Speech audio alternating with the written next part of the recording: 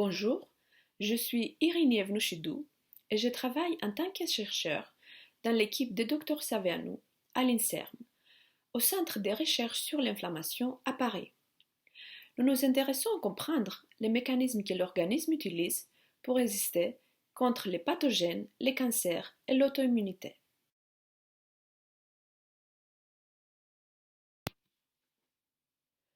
Notre organisme est confronté au quotidien avec plusieurs menaces pour notre santé. Notre système immunitaire peut nous protéger contre toutes ces menaces avec plusieurs lignes de défense.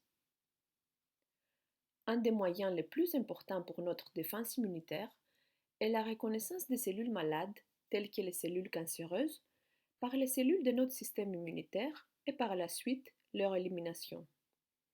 Afin d'accomplir cette élimination, les lymphocytes T de notre système immunitaire doivent passer plusieurs étapes afin d'être activés. Premièrement, les récepteurs de cellules T doivent reconnaître des antigènes, des petits morceaux de protéines qui sont présentés à la surface des cellules malades. Une fois cette interaction établie, une cascade complexe des interactions entre protéines dans les lymphocytes T, appelée signalisation, va permettre l'activation des lymphocytes T. Les lymphocytes T activés vont maintenant pouvoir éliminer la cellule malade. Nous avons voulu comprendre quel est le destin du récepteur de cellules T après son internalisation, comme depuis longtemps, ça a été considéré déterminer la signalisation. Nous avons identifié une molécule, IRAP, qui est connue de jouer un rôle important pour d'autres cellules immunitaires, mais qui n'a jamais été étudiée auparavant dans les lymphocytes T. IRAP caractérise les vésicules qui contiennent les récepteurs de cellules T à l'intérieur de la cellule. Dans cette image, vous pouvez voir un lymphocyte T. Les vésicules en jaune contiennent en même temps IRAP et les récepteurs de cellules T. Nous avons montré qu'IRAP interagit avec des molécules qui sont importantes pour la fonction correcte des lymphocytes T. En absence d'IRAP, la localisation du TCR change, avec la majorité du TCR maintenant localisée à la membrane cellulaire. Cela conduit à une signalisation défectueuse et un recrutement réduit des protéines de signalisation à la synapse immunitaire, qui est formée avec les cellules malades. Vous pouvez voir un exemple d'une synapse immunitaire dans cette image où la cellule malade est en bleu et les lymphocytes T en vert. Le recrutement d'une molécule de signalisation apparaît comme une propre ligne rouge dans les cellules contrôle que vous ne pouvez plus voir en absence d'IRAP. Une fonction majeure des lymphocytes T, qui est la sécrétion de la cytokine IL-2, qui permet l'activation supplémentaire des lymphocytes T, est aussi affectée. Intéressamment, nous avons trouvé qu'il y a une signalisation du TCR à l'intérieur de la cellule qui disparaît en absence d'IRAP.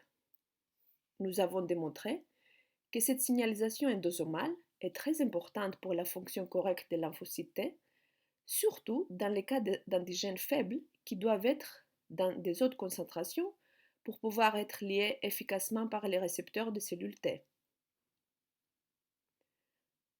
Tous ces défauts résultent à une réponse des lymphocytes T défectueuse et une incapacité à contrôler le développement des tumeurs, comme nous avons démontré dans un modèle tumoral chez la souris.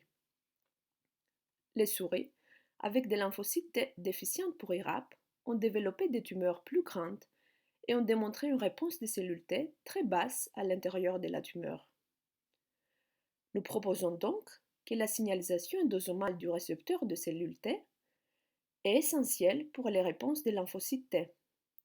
Nos résultats permettent une meilleure compréhension des mécanismes de l'activation des lymphocytes T et pourraient être utilisés pour améliorer les protocoles d'immunothérapie contre les cancers. Pour aller plus loin dans la compréhension du rôle d'IRAP dans l'activation des lymphocytes T, nous étudions à présent la composition détaillée des compartiments cellulaires qui forment la voie de signalisation du récepteur de cellules T. Merci pour avoir regardé notre vidéo et je voudrais remercier Inflammex pour nous avoir permis de présenter notre étude. On vous invite à suivre l'actualité d'Inflammex pour découvrir d'autres études présentées par leurs auteurs.